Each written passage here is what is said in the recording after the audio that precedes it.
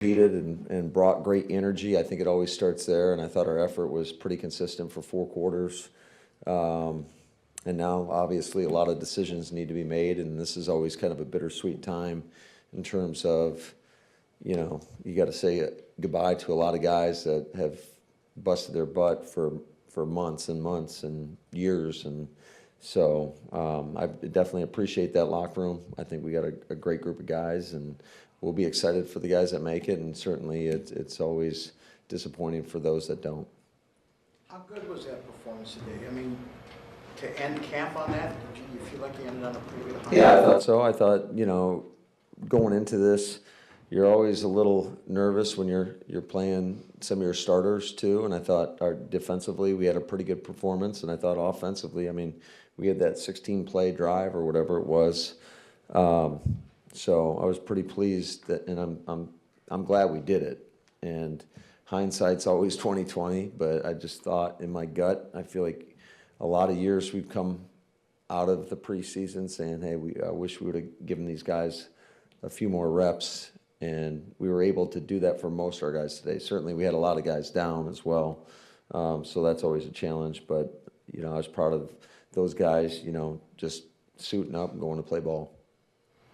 What'd you think of Willis? He did a lot more with his legs than he's been doing in practice. Yeah, I thought it was great. I think practice is always a tough thing to judge, when it's not live and you're not going to the ground, and certainly that's one of his superpowers is his ability to get out of the pocket and create off schedule or scramble and create big plays, and he was able to extend that second drive a few times with picking up first downs with his legs.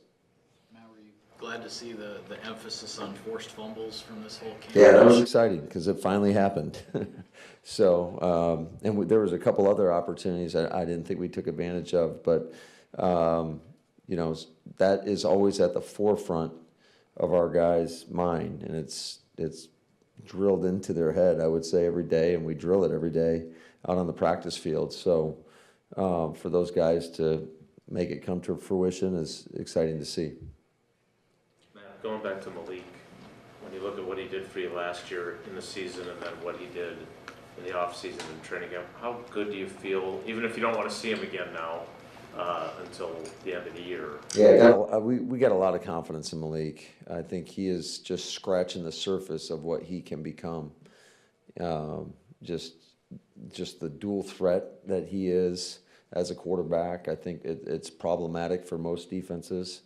And I think he's really come a long way in terms of the fundamentals of the position and just making good decisions.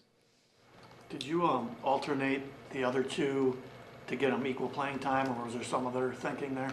Yeah, I think I just, we gave Sean game one. He was the first guy in. Taylor was in game two, and just kind of thought that, number one, it keeps them both in it for the entire game. So I thought that was important. I thought those guys did a good job.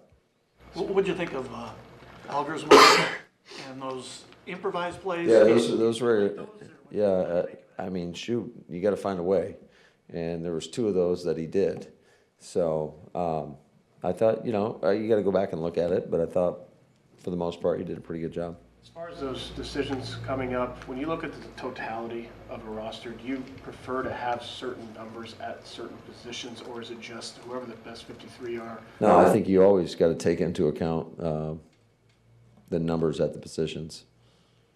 Matt, you said there's decisions to be made. How many of those make themselves, and how much of it is that you guys actually have to sit down and decide now, or were they already kind of had it already shaken itself? Yeah, I mean, I've spent a lot of time with Goody, and for the most part, you got a pretty good idea of where it's going. But certainly, there's going to be other teams where guys get released, and there's going to be opportunities there that potentially could impact some of the decisions that you make in terms of who you keep from your roster. What's your plan coming up as far as this coming week when you'll be on the practice field next?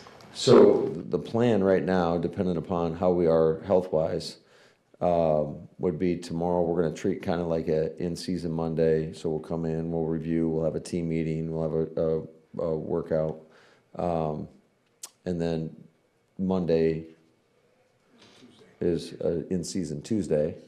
And then Tuesday, obviously, that's the cut down day. And then I'd like to get these guys, hopefully Jordan's able to take some snaps. And if that's the case, like to get them work on Tuesday, Wednesday, and Thursday and really take advantage of that time.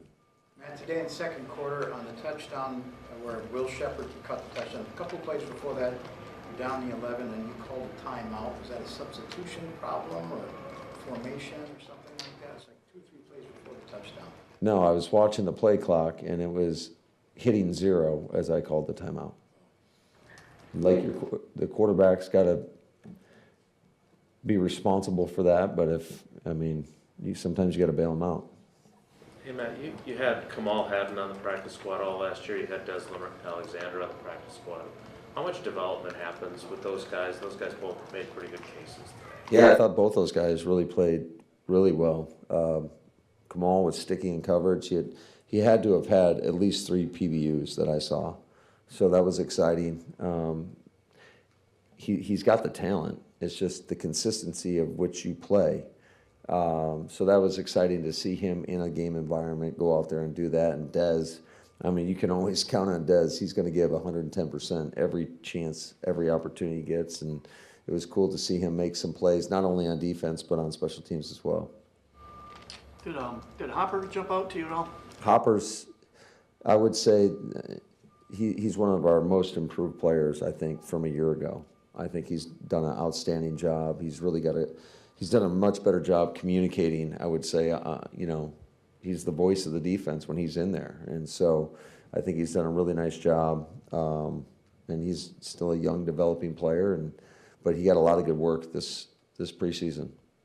And you guys knew you had a weapon in Whelan before this summer, but has he taken his directional part of his punting game even higher too?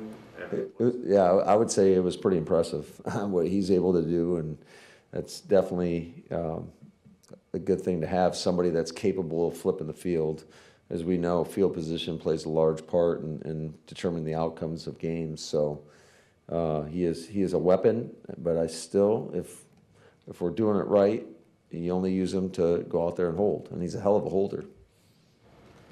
And Golden has looked the part from the minute we kind of saw him, but it seems like every day there's something that is impressive. The catch he had today from Malik, where do you think he's set up to be able to help you guys right away based on what you saw this summer?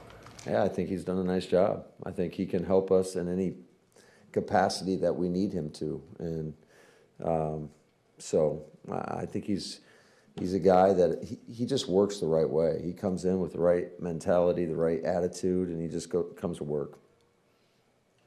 Coach, did any of the chippiness in Thursday's practice carry over into today's game? Any added motivation for No, I don't think so. I don't know if you guys felt differently, but I didn't see anything that was. I thought our guys just competed. 2 more, please. You feel Was there good? an emphasis on playing cleaner? Not that many penalties today, but 12 last week against Indianapolis. Yeah. Did I see you talking to Belton again at halftime before he left the field? Yeah. I was just trying to, he's a young player, and it was 3rd and a mile, and you always want to take those opportunities, those moments that come up. For a lot of these guys, you got to play with the game within the game. And so we called a run in that situation. It was, I don't know what it was, 3rd and like 30, it felt like. And he was in a 3-point stance. And I'm like, be in a 2-point stance. Make the defense think we're going to pass the ball, and then you try to slip a run in there and, get in better field goal position. So it's just, I think it was one of those teachable moments, and something that he'll be a little bit more aware if we're ever in that situation again. Hopefully we're not, but odds are at some point we will be. Nobody didn't get a chance to talk to you after the joint practice. What did you make of the scrap at your end of the field there? And what were your thoughts about it? And are you the one who pulled Zach Tom, or did the refs do that?